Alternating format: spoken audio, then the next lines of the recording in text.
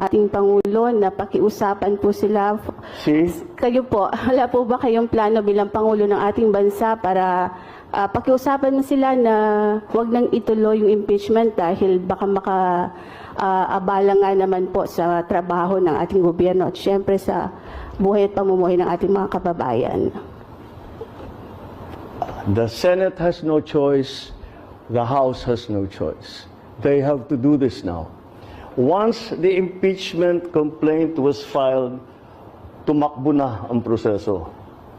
Sir, may nagsampa na po ng impeachment complaint against Vice President Leni Robredo. I won't allow. Do you think, sir, may basehan po para ma-impeach nga po siya? What are your thoughts po? Look, you know, we just had an election. Guys, lay off. Stop it. Can do other things, but do not tinker with the structure of government. I will not countenance it. Elected yung tao.